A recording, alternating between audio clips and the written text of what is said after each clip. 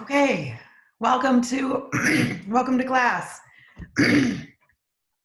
I'm really happy to be here with you, and I miss you in class. But I'm so glad that we had, a lot of weeks to get to know each other, and so I can imagine that I'm standing in front of the class and looking around, and I know where everyone sits, so I can sort of still in my mind's eye, I can still see you.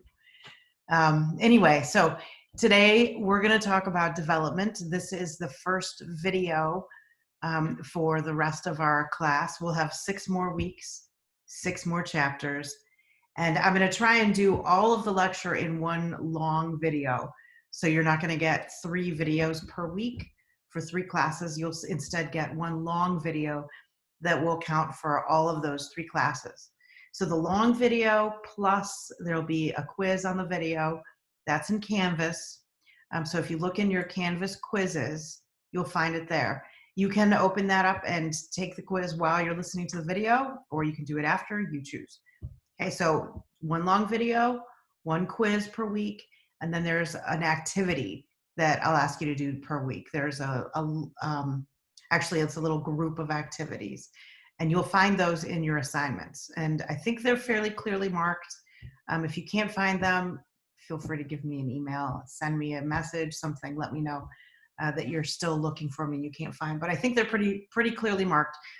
So again, one video per week, one quiz per week, and one set of activities per week. And that should create a good balance for the same amount of time that you would have spent in class. We're going to have 2 more tests. We'll still have exam 3 and exam 4. So exam 3 is in about 3 weeks. Exam 4 is in about 6 weeks. And then you'll have your final exam. And I detailed that in the letter I sent you.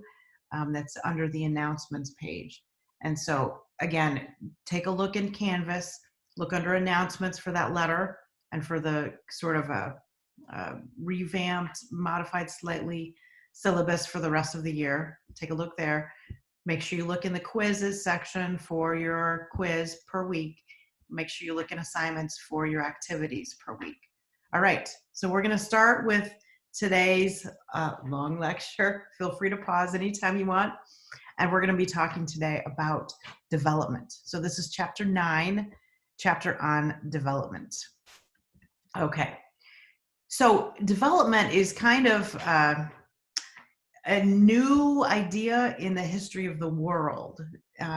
People didn't used to think that we really developed over the lifespan. They sort of thought maybe there was some child development that happened, once you're big enough to do certain things.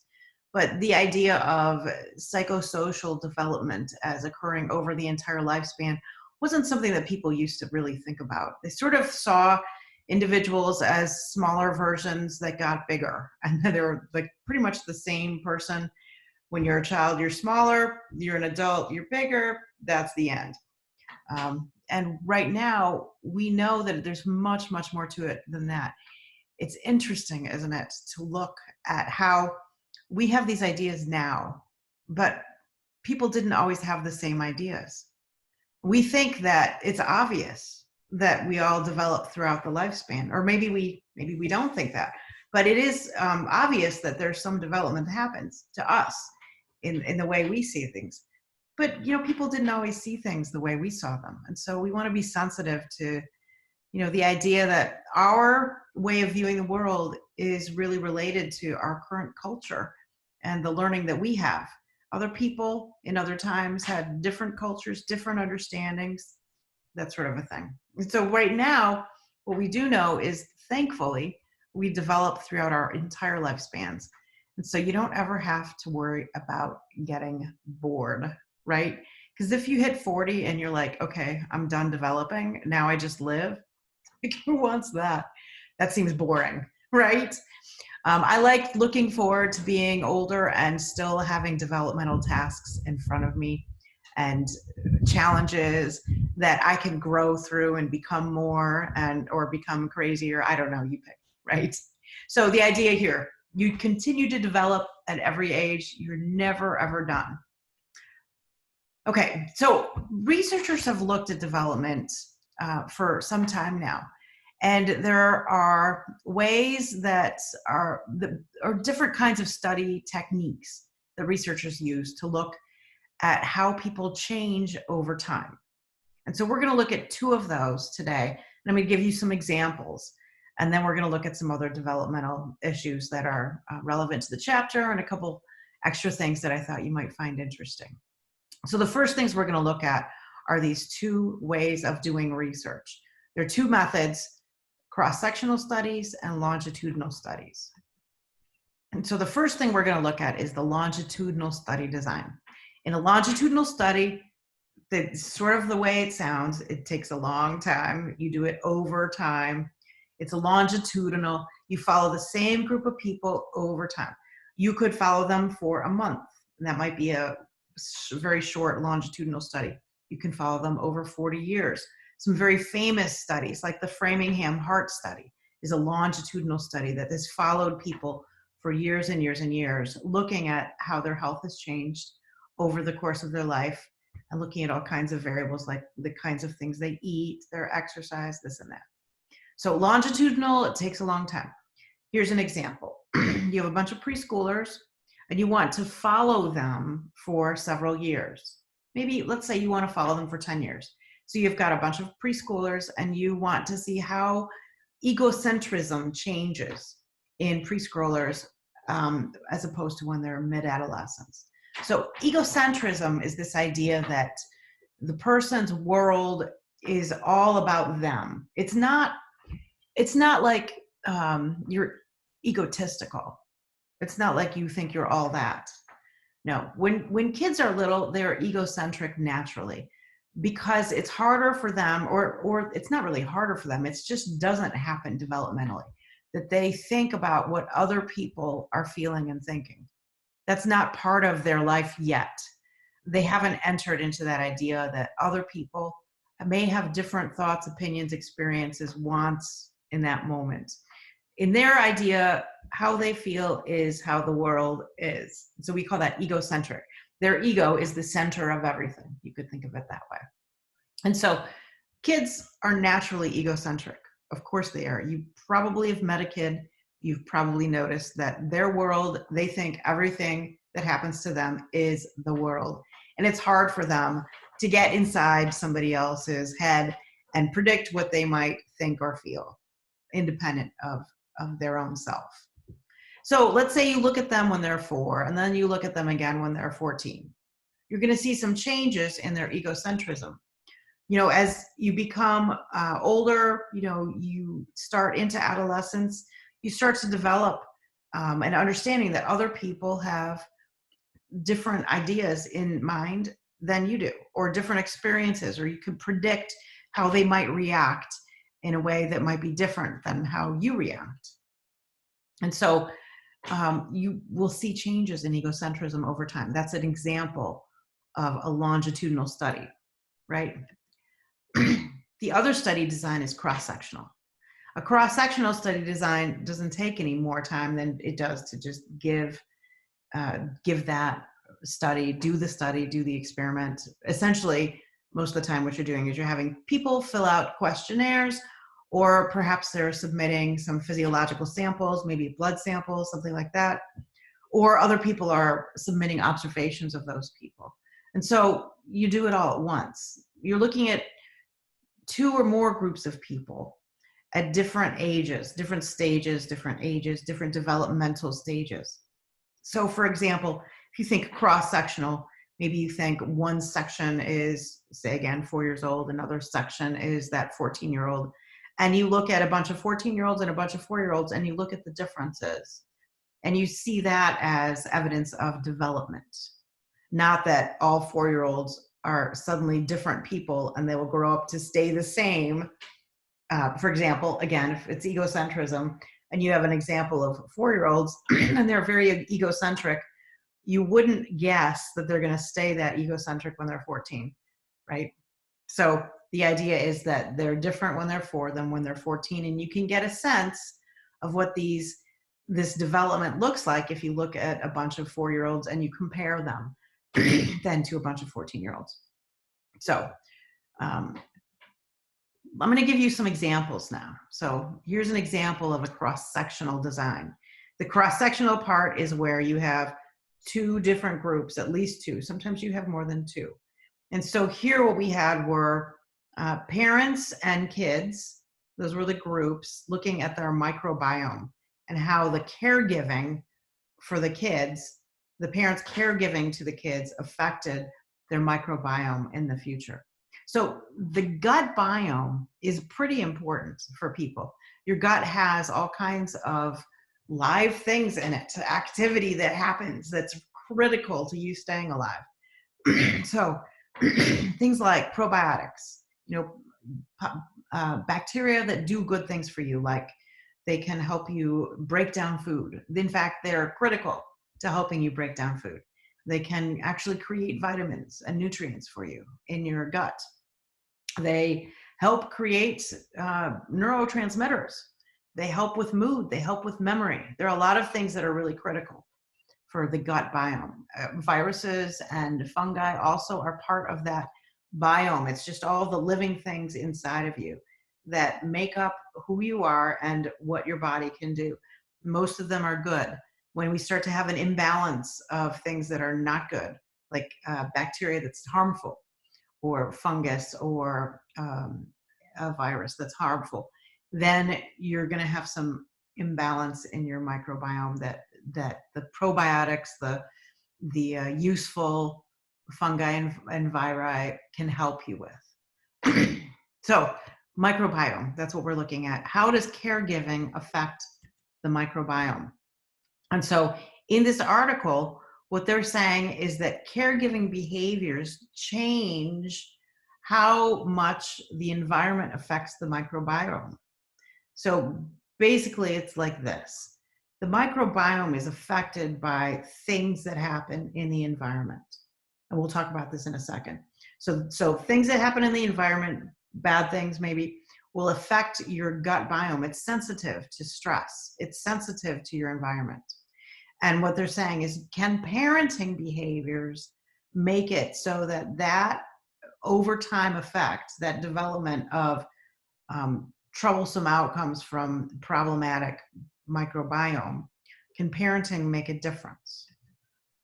Okay, so what we're looking at here are several principles. The first one here you could think of as grouped under economic, social, caregiving environment affects your psychiatric health. So SES stands for socioeconomic status. And so low SES. So this would be people that are living without enough money to get day-to-day nutrition needs met, who are living in a place that's not safe, that's doesn't have running water, maybe, etc. Some low SES leads to a higher risk of psychiatric disorders. We know that this happens. And we also know disruptions in caregiving during childhood can lead to a higher risk of psychiatric disorders. So that might look like losing a parent, or divorce, or neglect, or parents suddenly having to change jobs and being gone all the time, and then you're in childcare all the time. It doesn't mean that those things result in psychiatric disorders. It says that there's a risk, there's a higher risk when you have those things as part of your development when you're young. And so that's important to recognize. They don't lead to it for sure. They might lead to it. They up your risk of it. So the idea here was, can the parenting make a difference so that those things have less of an impact on your psychiatric health? And what they're showing is that the gut biome is one of those things that affects future behavioral health. We know this is for sure true. Kids' gut biome needs to be healthy to help with their immune system, to help with their thinking, learning, sleep, mood, all kinds of things. And so we want to see, can caregivers through their parenting protect the kid so that these factors don't affect them as much? Can they also protect the kids so that gut biome stays protected instead of getting disrupted because of of problems. And so that study was a longitudinal study looking at the impact of caregiving behaviors, parenting behaviors, and how it can protect kids against adverse effects, including the effect on their gut biome. All right, next study. I jumped ahead a little bit or too early, sorry. The next study is this. We're looking at parents' behavior in terms of how they help their kids with eating, and the result in terms of adolescents eating sugar. And the thing that we're looking at here that makes a difference is a temperament variable called reward sensitivity. And so when you're looking at a research article, the article is always structured similarly for all research articles. And the first thing that you see is the abstract, which kind of summarizes the article. It doesn't give you all the information you might be interested, but it's a little bit of a summary so you get a good sense of what the article mostly contains. Don't be fooled. Sometimes there's great stuff in the article that is not listed in the abstract. The abstract has to be short, and so there's only so much you can put in there. After the abstract, then you find the introduction. The introduction basically says, here's the background you need to understand what's going on in this article. A lot of times what happens in an introduction is that the writers are assuming that you know stuff. So if you're reading a lot of articles in developmental psychology, they're going to assume that you know basic stuff about developmental psychology. And so they may use some terminology that they don't explain because the assumption is you probably already know what it means. But lots of people probably don't know what it already means, especially if you're still in college and trying to figure this out. And so what you can do is take a look at some of those unfamiliar terms and just look them up on Google and figure out what they mean. So reward sensitivity is one of those. This was mentioned in the article. It's talked about as if we all know what it is. And so let me explain what reward sensitivity is. It's kind of an interesting concept. So it's part of temperament. And if you look in the chapter on development, this idea of temperament is something that's featured. We talk about being an easy baby, being a difficult baby. Are you easy to soothe? Are you difficult to soothe? That sort of a thing. Temperament, we think of in terms of how introverted you are, how extroverted you are. Those are some aspects that might be considered temperament. They might also be considered personality, and we'll review that in our chapter ahead on personality. And so here, reward sensitivity is one of these concepts that has to do with temperament. Another way of thinking about temperament is kind of like how you're built. As an aside, sometimes when you're in a relationship with others, you start to look at ways that they are being, and you start to think that they're doing this to you, right? Like you're being introverted at me, or you're being extroverted at me, instead of this is how you are. This is how you're built. And some people, for example, love a lot of change. And so they're changing the living room furniture like every other month, or they're like, oh, let's paint. I'm tired of this color. Let's do something else. Or let's go live in a different country for a while for fun, right? And then other people's temperament is like, nope to all that change, just big nope. I like to eat the same food I eat for breakfast every day. I like to take the same route to work. I like to read the same kind of book you know what I'm saying. So temperament is different than people doing things at you. So what you want to do is look at your relationships and kind of think about, maybe this is just the way the person is built, and this is what it is. And it doesn't matter how much I want them to be more extroverted. They are not more extroverted because they are who they are. They're not built to be more extroverted. Just like maybe you're not built to be more introverted. Same kind of thing, right? So that's my little aside on temperament and relationships. Take that as you will. All right, coming back to reward sensitivity. So reward sensitivity. This is how sensitive you are to getting rewards. In other words, are you looking for, going after, learning from, getting a lot of pleasure out of a reward? Some people get more out of rewards than others. So like I had these two cats once, and they were sisters, litter mates. Okay. And so you would think they would have the same basic temperament because they were genetically pretty similar, but no. One of them was very sensitive to rewards. The other one was not sensitive to rewards. And so one of them I could train easily, and the other just didn't care at all what I did. I think she just kind of sat up there on her little perch and laughed at me. The other one I trained to like beg for lettuce. So that was cool. So you could look at that as a difference in reward sensitivity.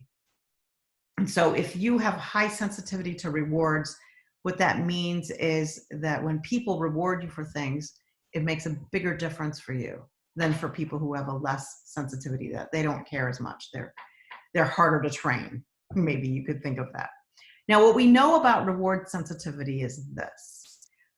Kids who have high sensitivity to rewards find sugar to be more rewarding than kids with low sensitivity or average sensitivity.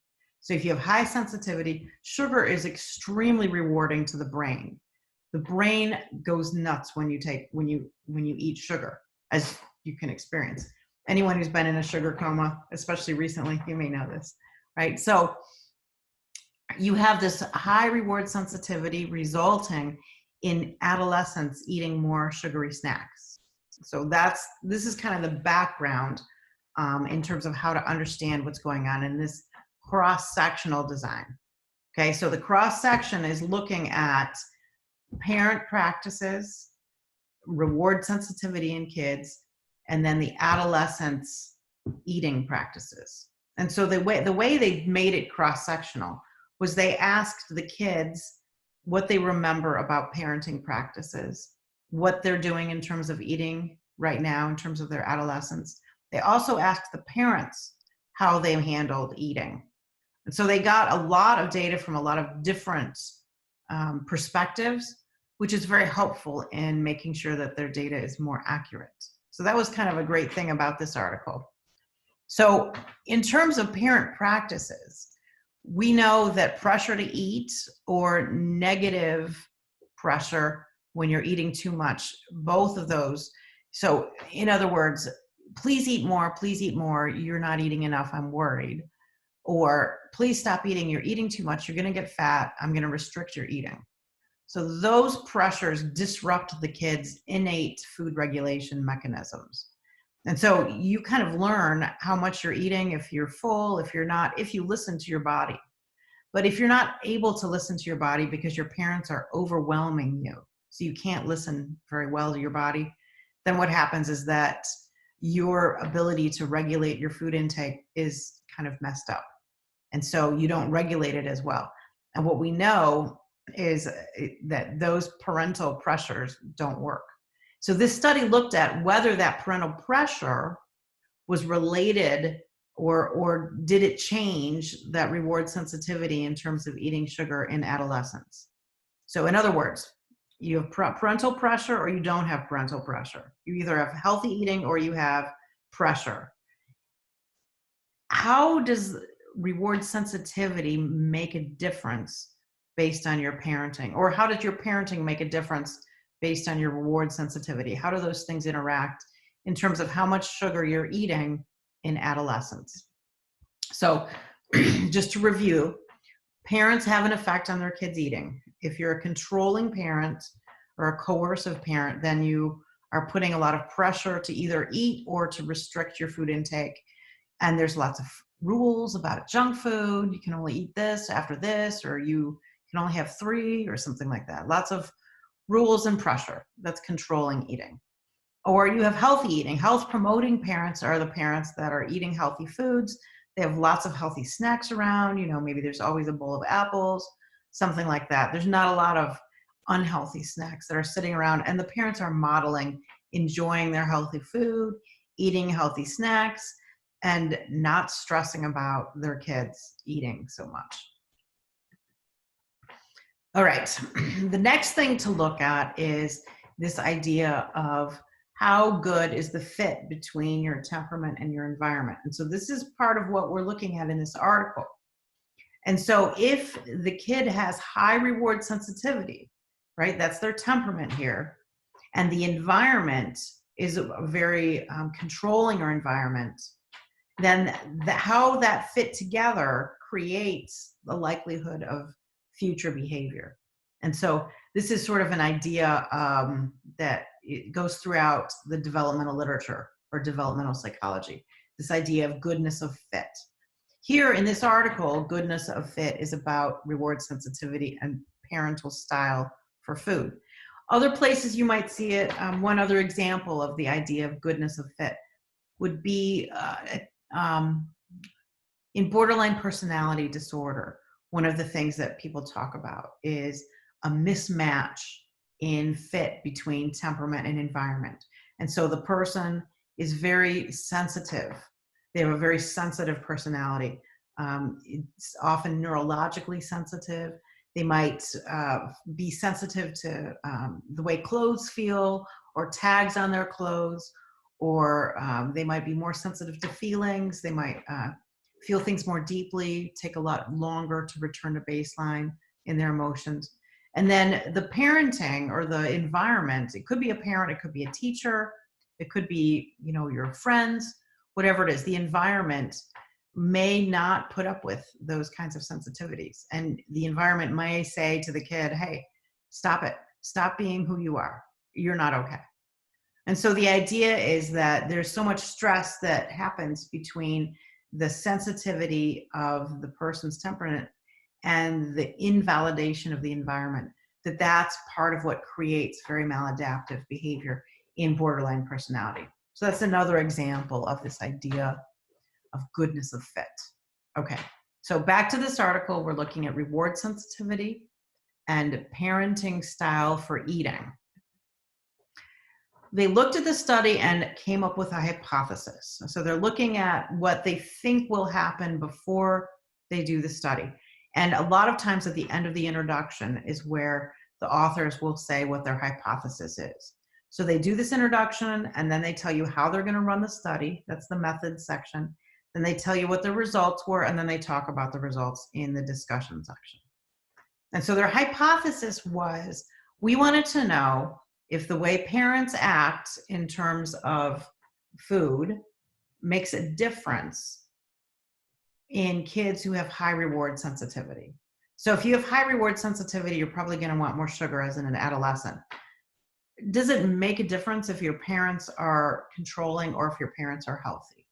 And so they're hypothesizing that if you're a healthy promoting parent, you're the parent who has the healthy snacks and doesn't control, then that's going to make a difference so that you will have less of an effect of the reward sensitivity on eating sugar as an adolescent, right? So parenting will make it so that your reward sensitivity temperament doesn't have such a huge impact on you eating sugar in adolescence. So they would say you probably would eat less sugar in adolescence, okay? In order to measure your reward sensitivity, they have this a questionnaire. And I thought I would show you the questionnaire because it's kind of fun to see how people do this, okay? And so when you take the questionnaire, we'll go a little bit slow through it so that you can have the time to actually jot it down right now. It's part of one of the activities that you can choose later. So just take a couple minutes and jot down your answers, right? You want to choose from the 4 response options here at the bottom of the screen. 1 is very true to all the way to 4, which is very false. And so you might want to like just write those quickly down on your paper so that when you're jotting things down, you can refer to them really quickly. 1 is very true. 2 is somewhat true. 3 is somewhat false. And 4 is very false. 1 very true, 2 somewhat true, 3 somewhat false, and 4 very false. Okay, so your questions 1 through 5, and you rate them according to that rating scale 1 through 4. A person's family is the most important thing. So if this is very true, then you would say 1.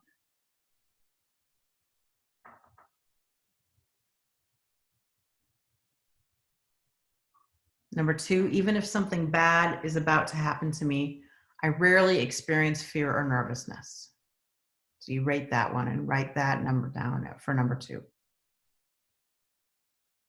Number 3, I go out of my way to get things I want.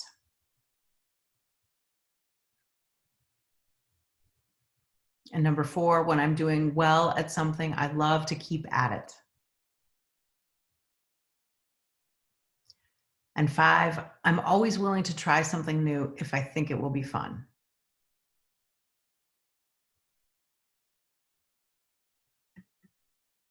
Okay, next. Number 6, how I dress is important to me. When I get something I want, I feel excited and energized. Number 8, criticism or scolding hurts me quite a bit.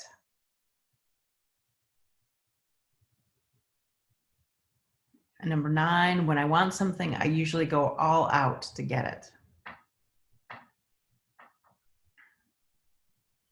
And 10, I will often do things for no reason, no other reason that they might be fun.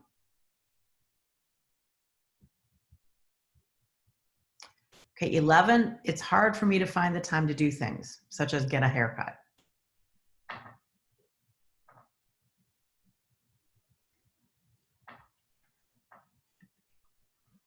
Number 12, if I see a chance to get something I want, I move on it right away.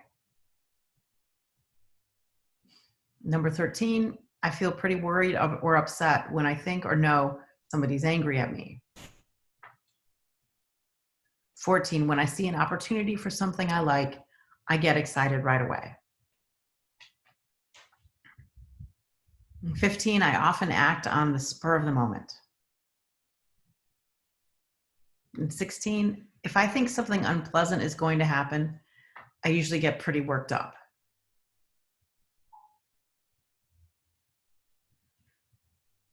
17, I often wonder why people act the way they do.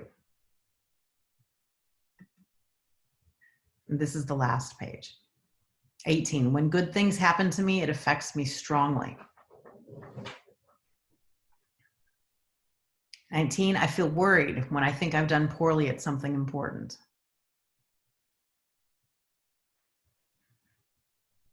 20, I crave excitement and new sensations.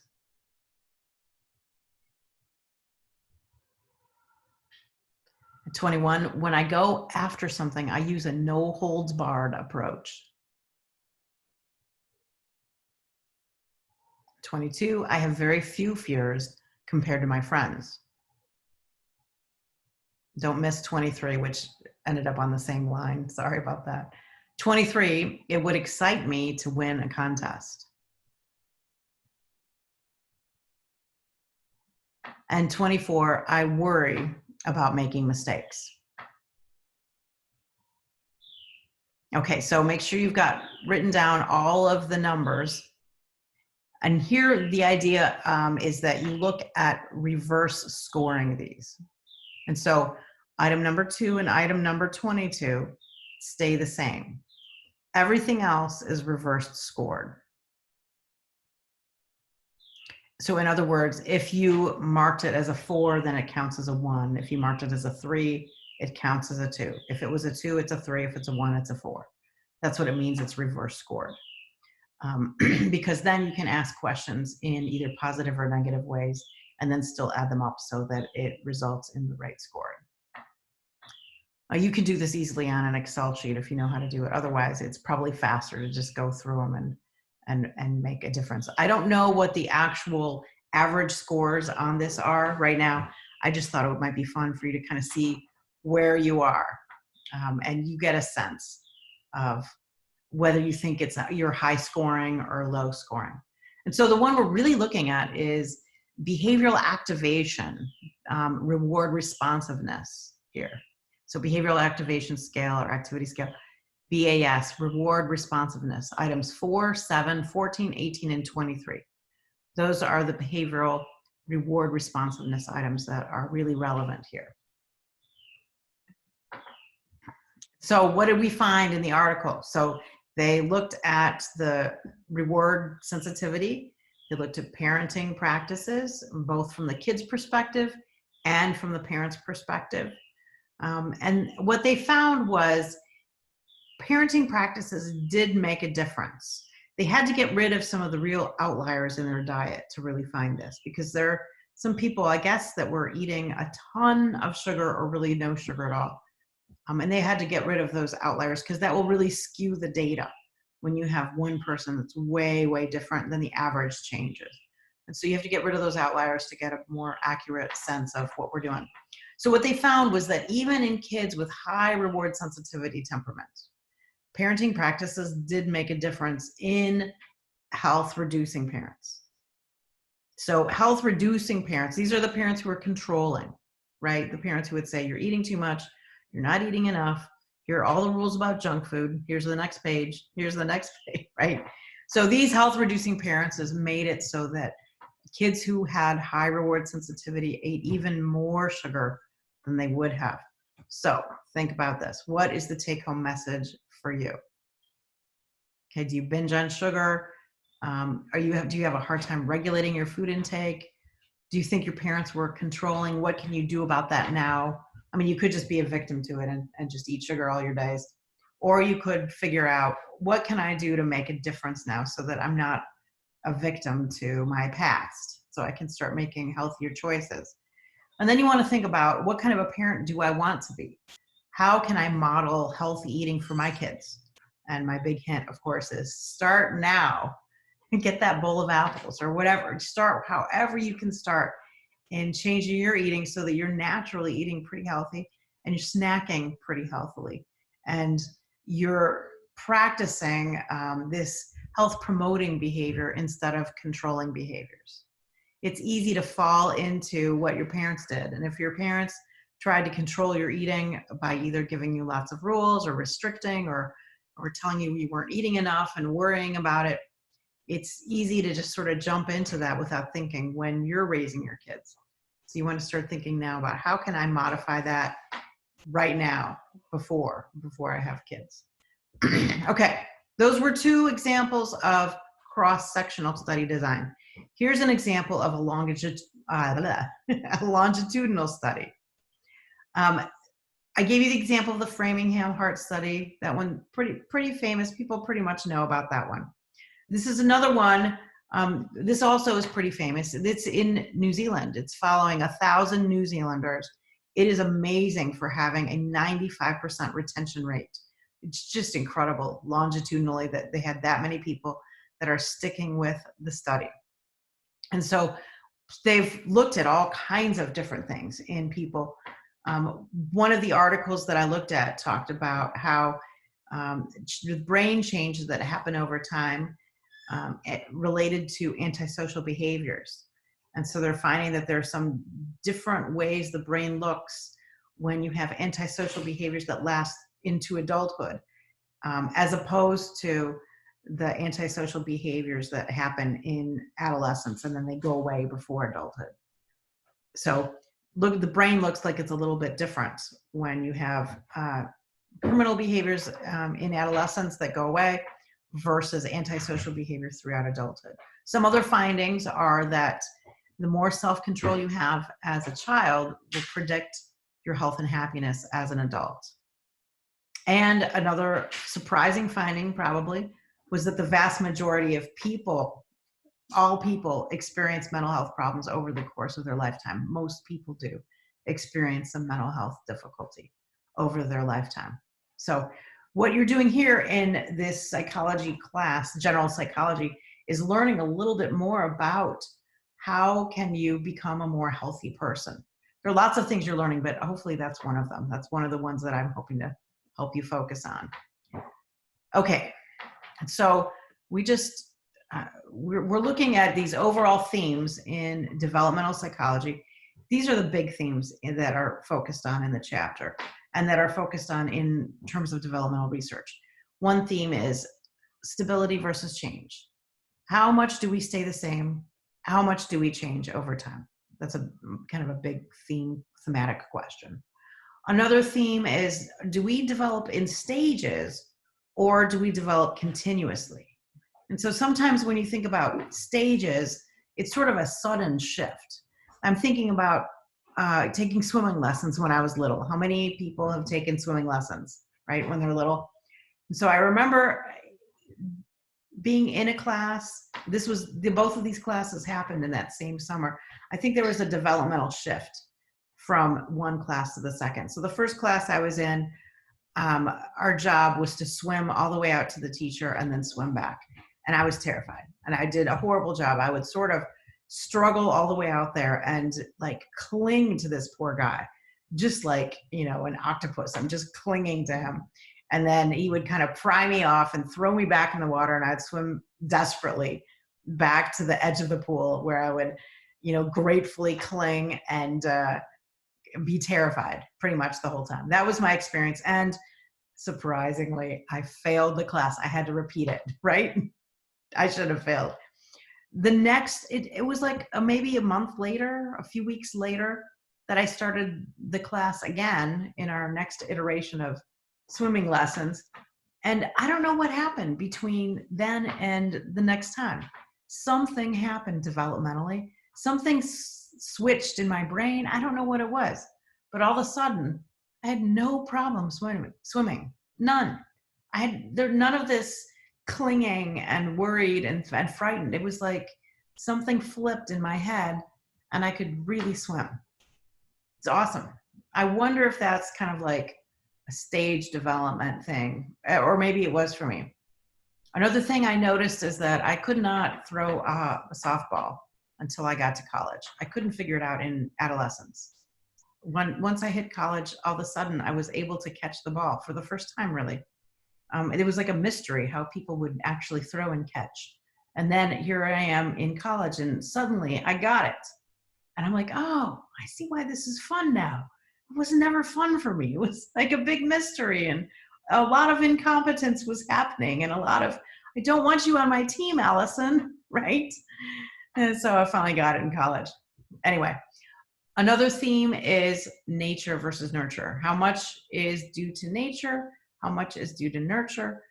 Most people have a pretty balanced view of that, saying that there's big influence from both nature and from nurture. It's not all of one or all of the other. Okay, so those are the basic themes in developmental psychology. Another theme we're looking at is what affects development at different stages. And so birth is one important thing we look at. What affects your development at birth? Because your development at birth can really set the course for the rest of your life. The book talked about fetal alcohol syndrome and how too much alcohol during pregnancy can create serious, serious problems for the baby that are lifelong, life-lasting, and really affect them in a difficult way. And so substances like that affect babies in utero are called teratogens. And so a teratogen is anything that can harm a child while they're in utero before being born.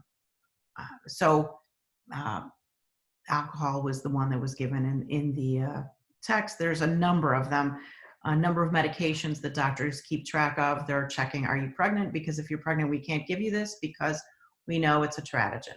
All right.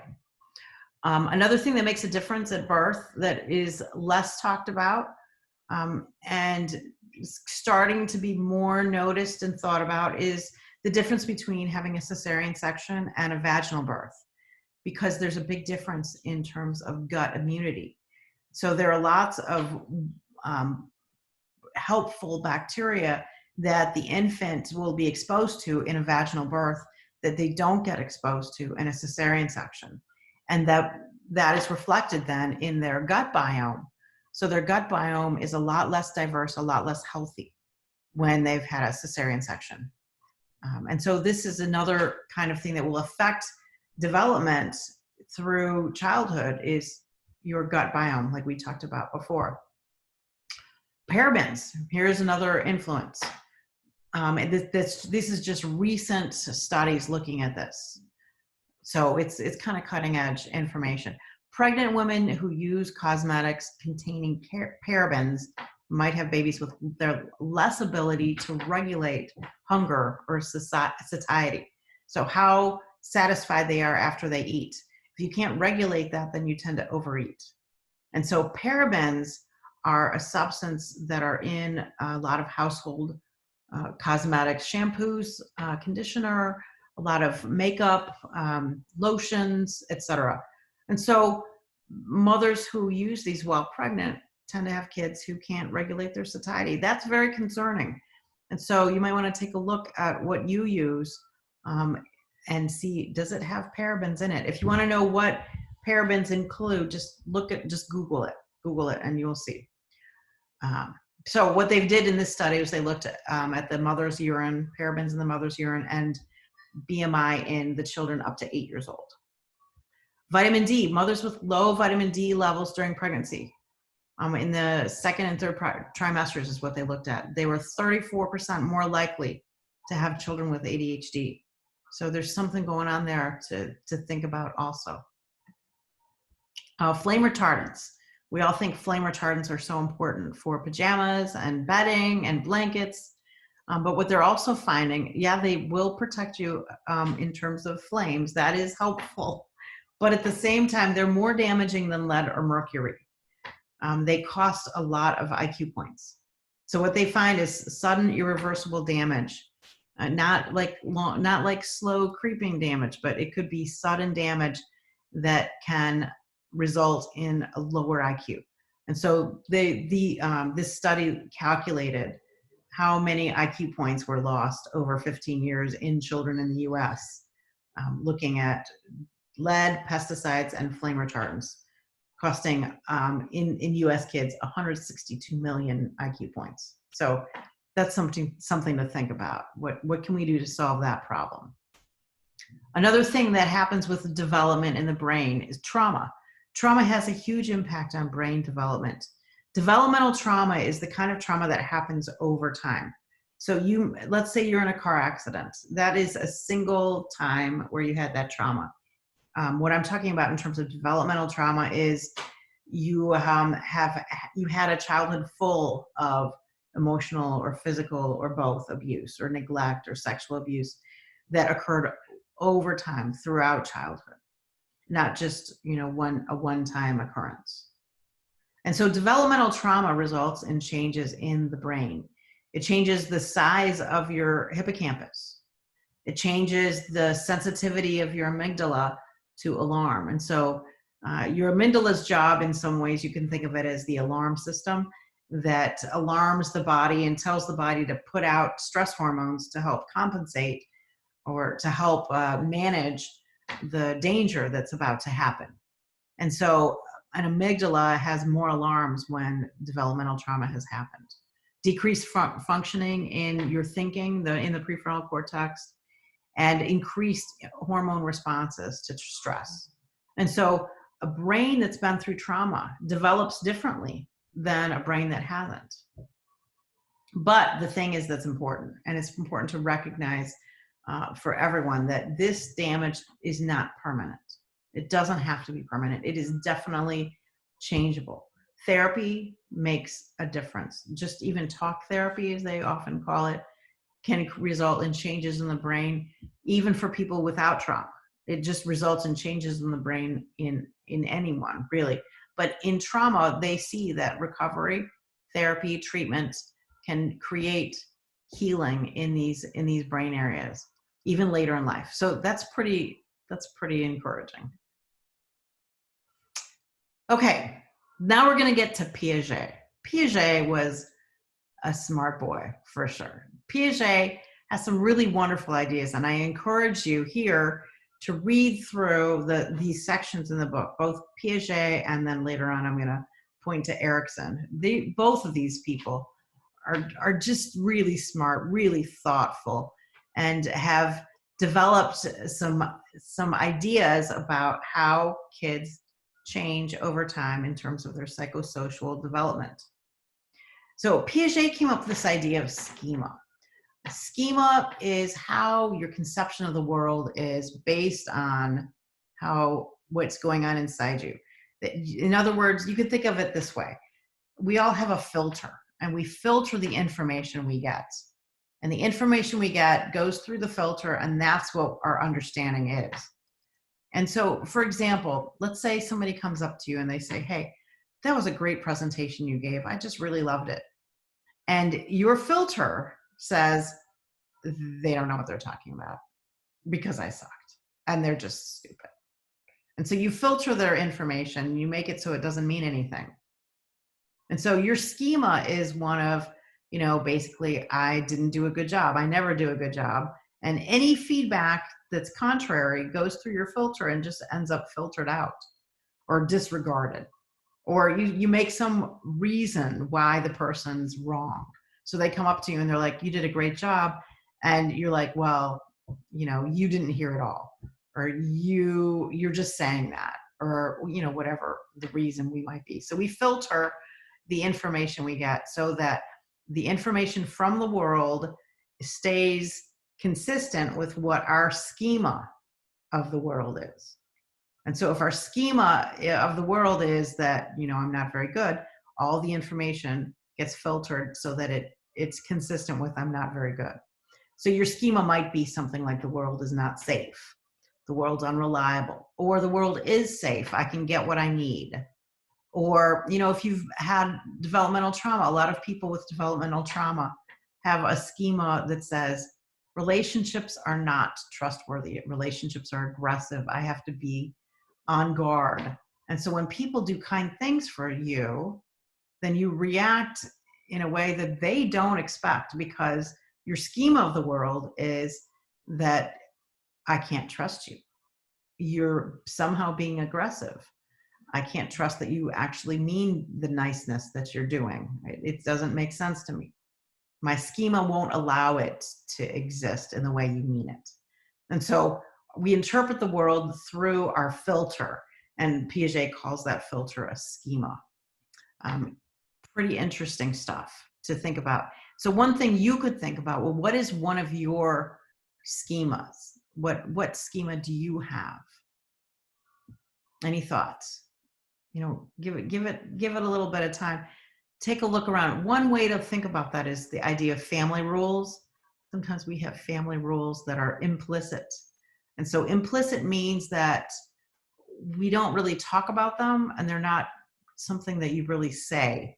They're just, you live them inside you. You don't really verbalize them. So most of these schema are implicit cognitions. They're not things that you can say, oh yeah, I know I do this. After some observation and thought, then you can have insight into this idea that, oh, I must have this schema going on. I see it. Whereas before you were blind to it because it was implicit. You can make those things explicit and start to work on them by holding yourself accountable to this idea that you have a schema that is not based in reality. And so the real world comes in and gives you these results, and you won't listen to them because you're more attached to your filter or your schema. All right, so that's one of the ideas that Piaget has. And so Piaget then follows kids through some developmental stages that kind of help explain how they develop. I'd encourage you to check that out in your book.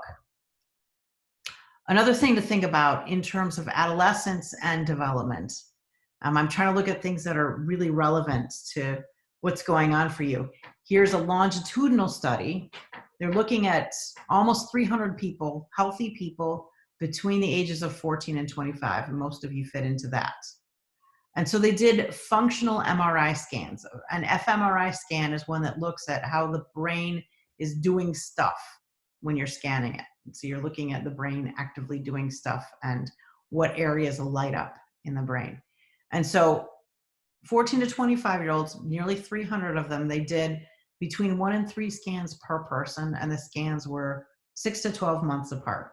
So you might have had one person, say they're 15 years old, they had a scan, and then they had another scan when they're 15 and a half, and then they had another scan when they were 16.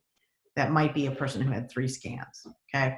And so they looked at the brain just resting, and they just looked at the connections that were going on in the brain while it was in a resting state.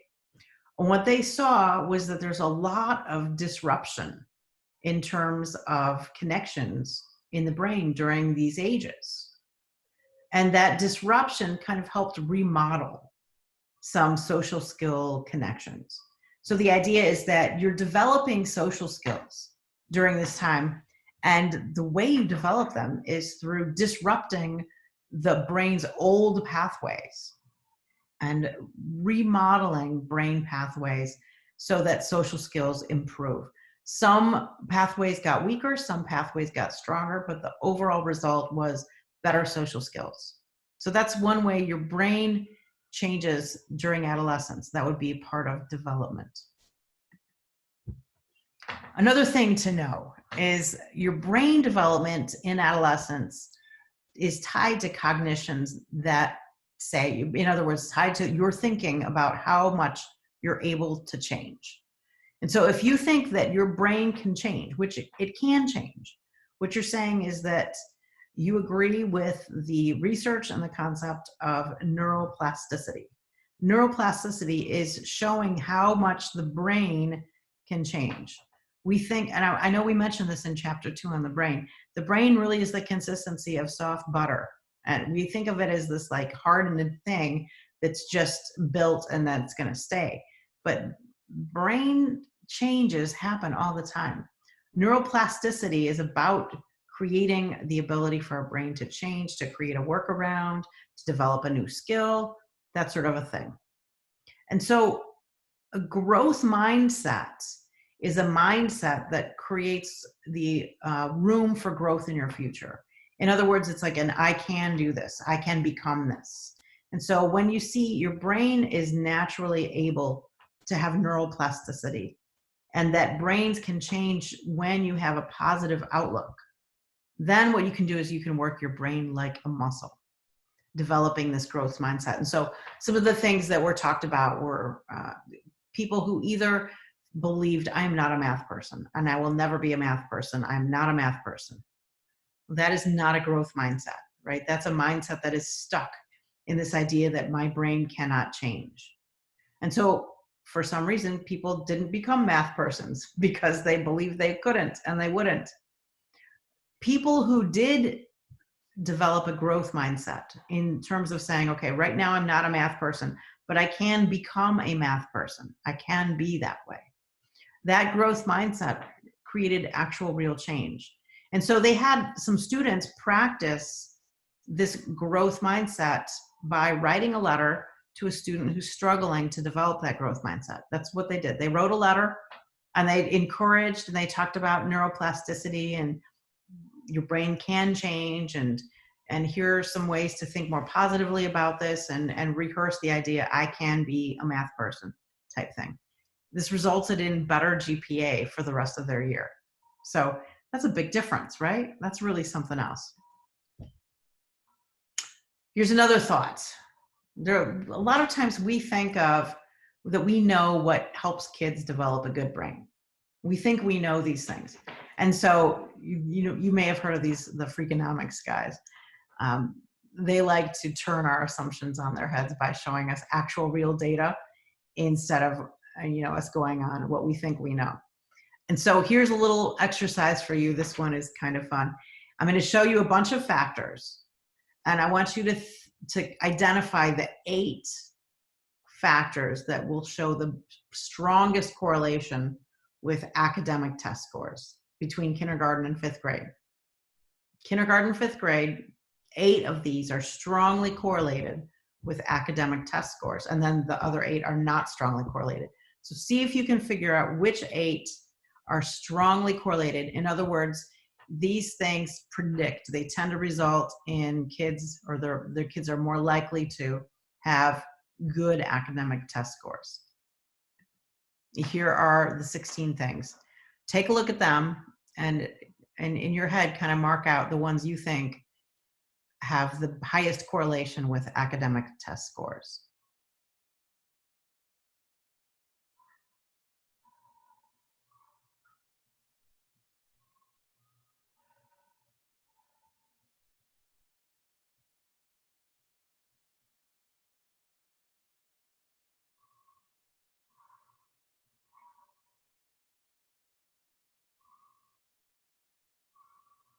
And if you want more time, you can just pause and then unpause when you're ready to move on. And so here are the things that were highly correlated with academic test scores. You might see these as surprising, or you might have thought that things like regularly taking a kid to museums would help, and it doesn't seem to have any correlation. And so like the mother not working or working between birth and kindergarten doesn't seem to have a correlation. So it's kind of interesting to look at the things that do make a difference in terms of academic test scores and that don't make a difference in terms of academic test scores. Child frequently watches television. That's one of the things that I think a lot of people think, oh, well, that's going to show that you had worse grades. So that definitely correlates. And when it actually, there's no correlation between frequently watching television and academic test scores. One of the interesting things, a lot of these are pretty interesting. It's fun to look at what assumptions we have that are wrong. It's kind of cool. All right. Here's, like I said, I'm going to point out Erik Erikson. Go make sure you go through that section in the text. His stuff is so cool. This guy is brilliant also. Look at each stage and identify, what do you think happened to you when you were, of course, you're not all the way through Erik Erikson's stages, but you're through some of them. And so, for example, trust versus mistrust. What do you think happened to you when you're growing up? Do you think that had an impact on how you view the world? And you could kind of look at, how does Erikson's stage of trust versus mistrust or initiative versus guilt say, how does that impact the schema, the Piagetian schema that you might have now? Think about that. That's kind of a cool thing to look at when you're reading your text. Right now, you're in the stage of intimacy versus isolation. That's the Erikson stage you're in. And so if you want to check out where you might be on this continuum without taking this too seriously, because there's this is like a little quiz that leans just a titch toward pop psych. Not really great. The thing that I mostly have an issue with is the interpretations, where the interpretations are more set in stone than they are as a guideline to where you are, but what you could build in the future. And so I think that the interpretations do not have a growth mindset. We'll put it that way. Have a growth mindset when you look at these interpretations and discard anything that indicates that this is a permanent thing. It's not permanent. Anyone can create change in this. Have that growth mindset. Remember that neuroplasticity. Practicing skills can make a difference. But if you want to find this, Google Psychology Today Intimacy Isolation Quiz. And what you'll pop up on your Google is 6 questions to reveal your intimacy isolation quotient. And you can kind of take that quiz for fun, see where you are in terms of, I'm more intimacy related or focused, or I'm more isolating in my focus, and what do you think will lead to satisfaction for you? So again, don't take it too seriously, but it might be kind of fun. All right, to sum up, here we are finally at the end, right? Woo! So there's 2 types of studies we use for developmental psychology. There's longitudinal studies, cross-sectional studies. There are other studies, but those are the primary types of studies that are used. We looked at developing brains. We looked at what damages a developing brain, the impact of trauma on a developing brain. You could look at adolescence in the brain like we did. We looked at adolescence in terms of reward sensitivity. We looked at adolescence in terms of growth mindset. We're looking at late adolescence, early adulthood here for intimacy and isolation. So lots of really fun stuff in this chapter, and I encourage you as you read it to just enjoy learning more about who you might be and who you might be later on in relationships with others, with children in the future, any of those kinds of things. So enjoy the quiz, enjoy the activities, and I look forward to seeing you next week. Thanks so much.